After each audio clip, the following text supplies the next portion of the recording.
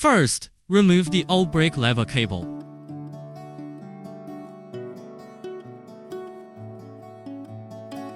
Pull out the rubber plug of the hydraulic brake tube. Unscrew the bolts of this oil tube.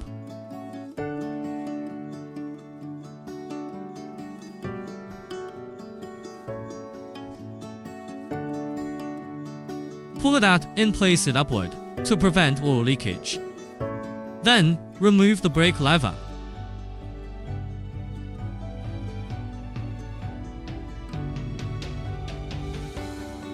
Take out the brake lever. Install the new brake lever.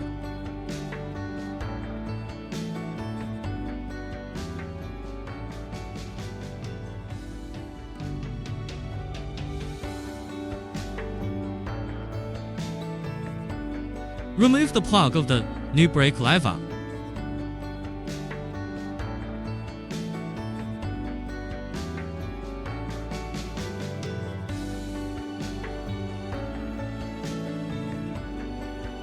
Install the old tube cable. Please remember to install the copper bushing and the fixing screw at this wire end first. Note, the copper bushing and the screw are in the same package as the new replacement brake lever. Push it in firmly until it reaches the bottom. Then tighten this bolt.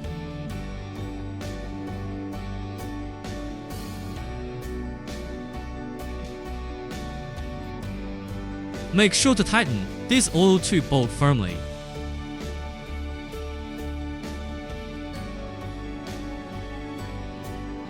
Then squeeze the brake lever several times forcefully. Check if there is any oil leakage at this point. If there is no oil leakage, it means it's tightened properly. Then put the rubber plug back in. Finally, install the connecting wire of this brake lever.